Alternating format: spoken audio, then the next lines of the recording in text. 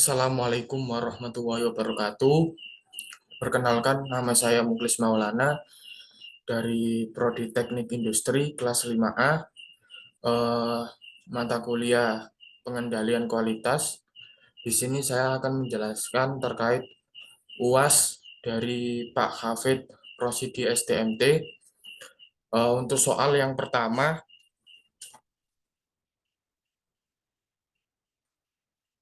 bentar.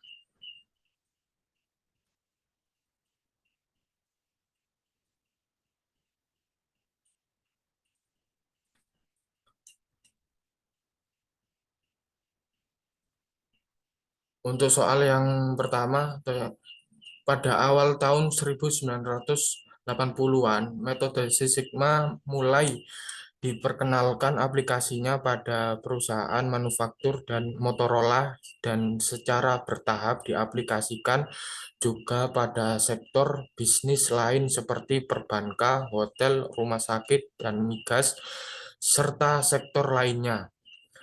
Dan jelaskan apa yang menjadi fokus dan target Motorola dalam implementasi Six Sigma dan bagaimana hasilnya.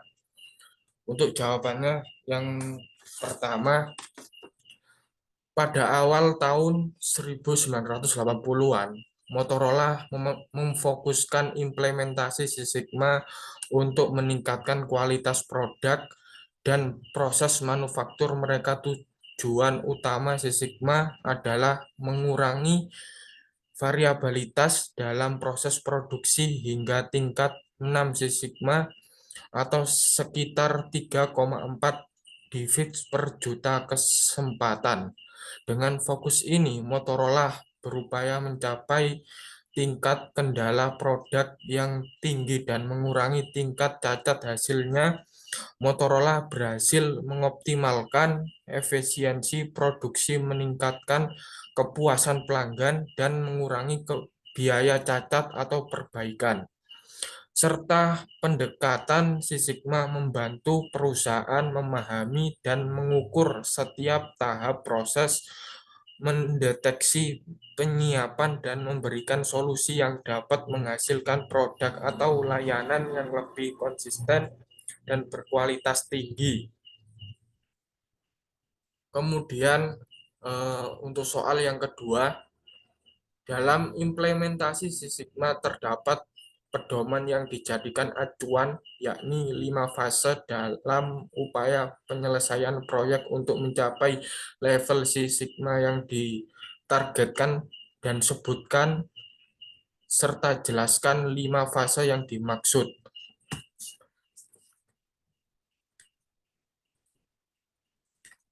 Untuk jawaban yang kedua,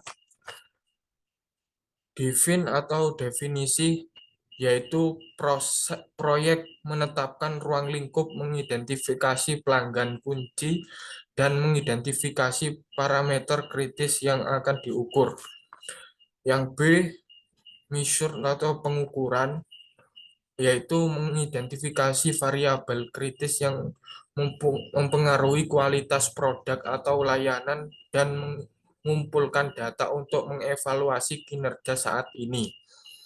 Dan yang C, analisis, mengidentifikasi fokus faktor-faktor utama yang menyebabkan masalah atau variasi dalam proses.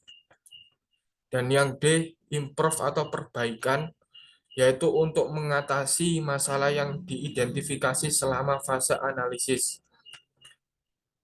Dan yang ke E, kontrol kendali, yaitu untuk memastikan bahwa perubahan tersebut berkelanjutan serta konsisten.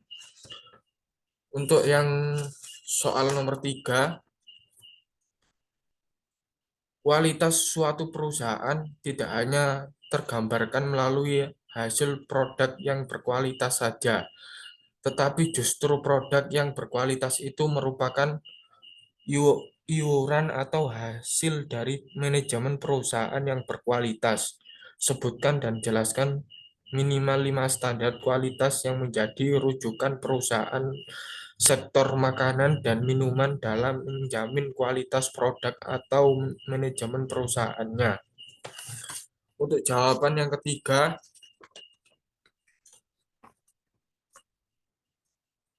ISO atau Sistem Manajemen Mutu, yaitu untuk sistem manajemen mutu yang efektif dan menekan aspek-aspek seperti perencanaan, kontrol proses, evaluasi kinerja, dan perbaikan berkelanjutan. Dan yang B, HACCP atau Hazard Analysis and Critical Control, yaitu untuk mengidentifikasi, menilai, dan mengontrol risiko keamanan pangan dan membantu perusahaan menjaga kualitas serta keamanan produknya dari bahan baku hingga produk jadi. Dan yang C, GMP, Good Manufacturing Practice, yaitu pedoman untuk proses produksi yang baik, mencangkup standar untuk fasilitas, personil, peralatan dan peluasan produksi serta dokumentasi.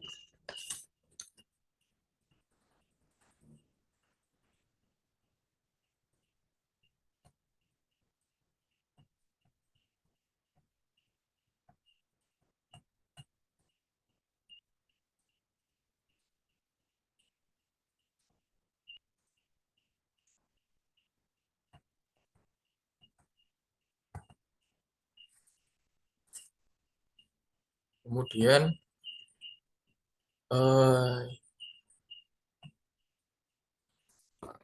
yang C, IFS atau International Feature Standards, yaitu untuk pengawasan keamanan dan kualitas produk serta mencakup aspek-aspek seperti manajemen kualitas dan keamanan pangan serta persyaratan infrastruktur dan lingkungan.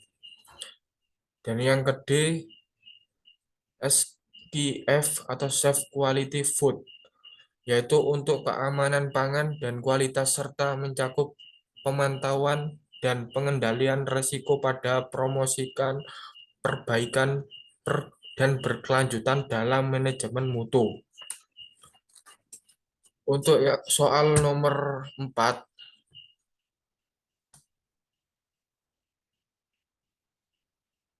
industri skala kecil menengah juga memiliki kewajiban untuk menerapkan standar untuk menjamin kualitas perusahaannya minimal dengan menerapkan Good Manufacturing Practice atau GMP.